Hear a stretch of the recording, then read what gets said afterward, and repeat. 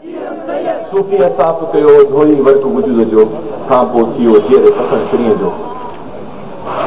मुंहिंजे पार्टी जा चेयरमैन मोहतरम बशीर खान कुरैशी साहब, डॉक्टर नियाज़ कलानी साहब, कैर अंसारी साहब, हनी सागर साहब ऐं सकरन जो आसिफ मक्सी साहब ऐं हिन पिंडाल में सभु ॿिठल हलाल मां जा हलाल पुटो, जीअं सिंधु देश जीअं साईं जेम्स। वधीक वक़्तु न वठंदुसि, हिकिड़ी ॿ ॻाल्हि कंदुसि।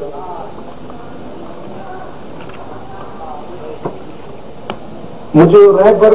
मुंहिंजो जद साईं जेम्स साहिब असांखे हिकिड़ी अजीब शइ ॾेई वियो, असांखे जदीद तसव्वुफ़ ॾेई वियो। तसव्वुफ़ दरगाहुनि, मंदिरनि ऐं मदरसनि जी ज़ीनत हूंदो। साईं जेम्स साहिब असांखे उहो तसव्वुफ़ असांजे कल्चर में अदम तशद्दुद जी सूरत में ॾेई वियो।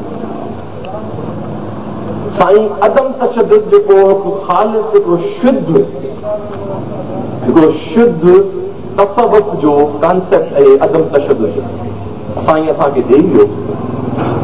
ऐं एॾो पाकीज़ा अथव अदम तशद्दुद जो कॉन्सेप्ट, छो त तसव्वुफ़ चए थो त ख़ुदा हर इंसान में मौजूदु आहे ऐं अदम तशद्दुद चए थो को बि कंहिंसां विढ़णो न आहे, छो त ख़ुदा मूं पए, ख़ुदा तव्हां पए। इन करे मथां तव्हांखे धकु हणंदुसि त मूंखे धकु लॻंदो, दुश्मन खे धकु हणंदुसि पोइ बि मूंखे लॻंदो, छो त असीं सभु हुन ख़ुदा जा पाछू आहियूं। साईं जेम्स असांखे जेको अदम तशद्दुद जो हथियार ॾेई वियो आहे, इहो एॾो ख़तरनाक हथियार अथव जो तव्हांखे अंदाज़ो बि न आहे त हीउ छा करे सघे थो। तव्हांखे अंदाज़ो बि न आहे छा करे सघे थो। हीअ पाप नगरी,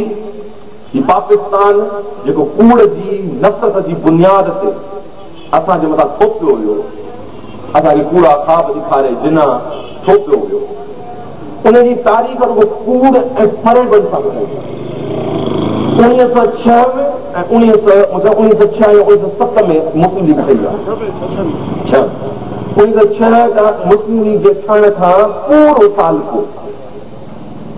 मुस्लिम लीग जा सभु रहनुमा ख़त लिखनि अंग्रेज़नि खे त असीं तव्हांजा वफ़ादार पठू थी रहंदासीं।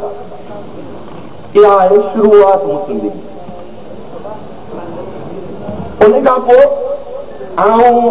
माण्हू राज़ी थियनि न थियनि, असां वटि इवन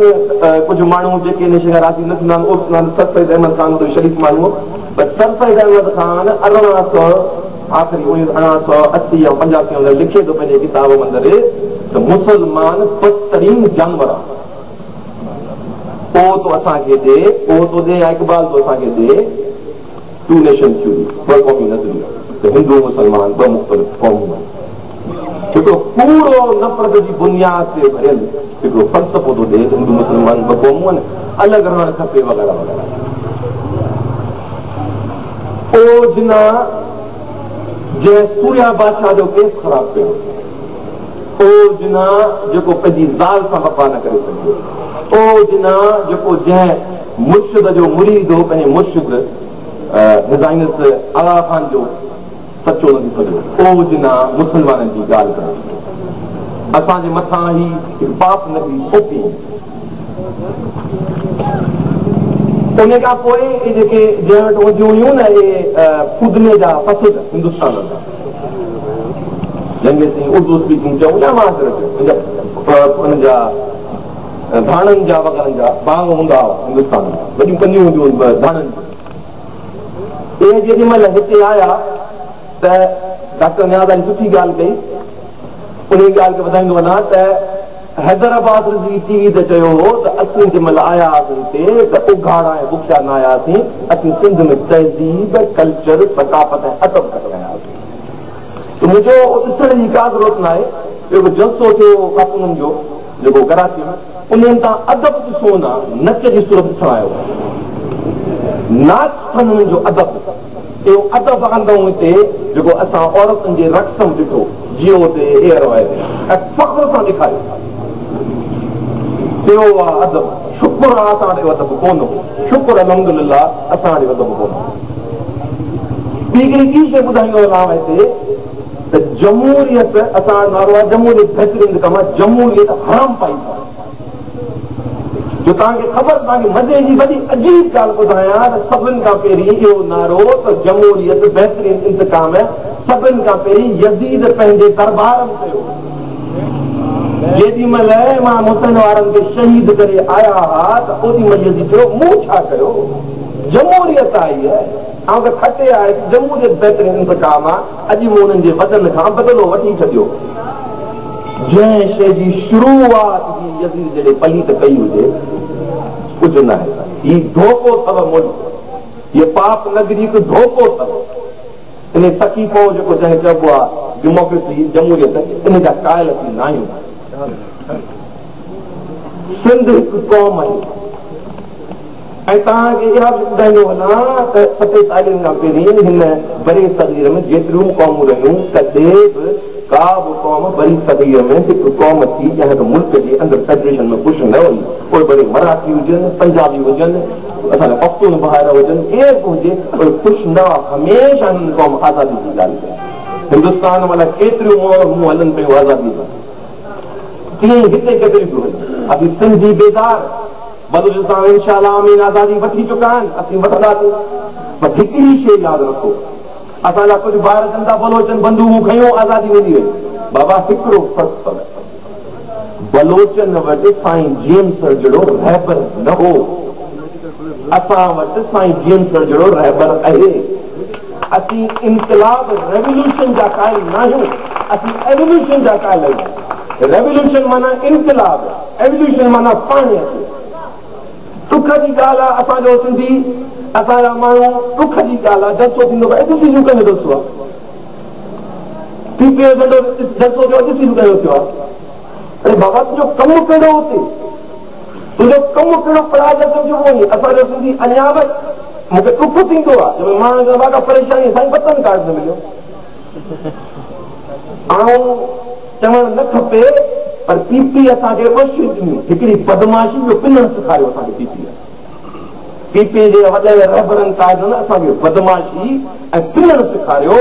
भुटे साहब सेखारियो त वञी पिनो कर्ज़ जी आदत असांखे न सेखारियो त पिनो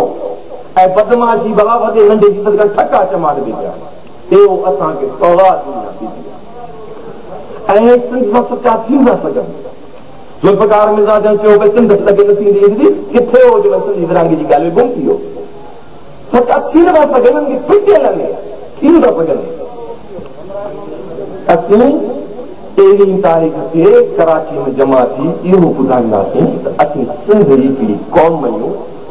ऐं असीं जीअं पंहिंजी मर्ज़ीअ सां हिन पाकिस्तान खे पाकिस्तान सम्झी हिन पाकिस्तान जो हिसो थियासीं अॼु असीं 23 तारीख़ चऊं था न खपे न खपे पाकिस्तान न खपे जेॾी महिल असीं इहो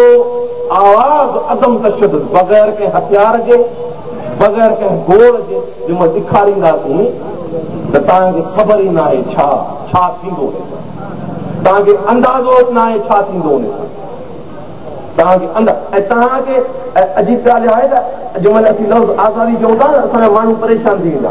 बाबा आज़ादी थींदी छा थींदो बाबा आज़ादी ईअं अथव जे तव्हांखे मथां चवां थो फ्रूट अथव ॾाढो मिठो अथव रंग में छाईं जहिड़ो आहे ज़ाइके में केले ऐं अंब सां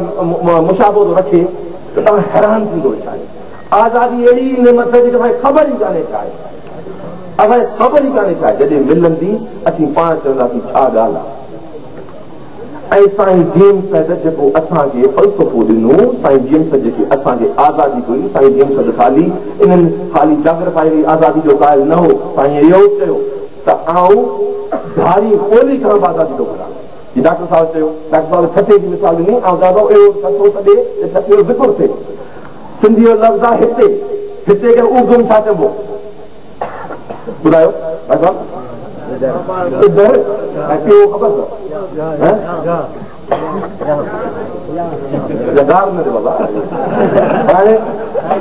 इहो नॉर्मल ज़िंदगीअ में कीअं में घणनि दफ़ा गार ॾींदा हूंदा इहा उर्दू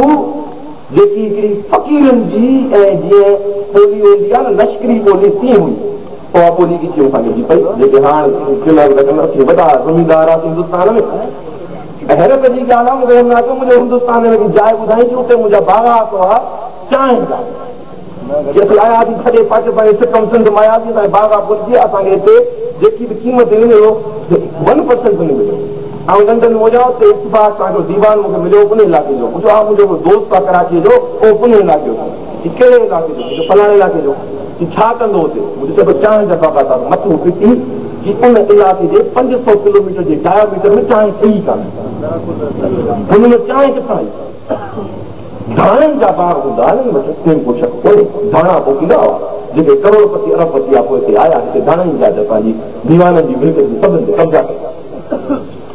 13 तारीख़ ते सभु वाइदो कयो हिकिड़ो ॾींहुं सिराए सिंध अमन लाइ पंहिंजो फर्ज़ निभाए सिंध अमन लाइ 200 रुपया 300 रुपया 400 500 रुपया ॾियारी किथां करे 500 रुपया वरी ख़ुदा ॾींदो असांजो जेको फलसफ़ो आहे अदम तशद्दुद असांजो जेको कल्चर आहे वहदत वजूद उहो एॾो पवित्र अथव कि तव्हांखे ॾींदो हिकिड़ो ॾींहुं करे कराची जे रोडनि ते बीह ऐं दुनिया खे ॿुधायो त बलोचिस्तान त हथियार सां चयो पर असीं पंहिंजी सकाफ़त ऐं कल्चर ऐं पंहिंजी अदम तशद्दुद वारे हथियार सां खुलियाम चऊं था न खपे पाकिस्तान न खपे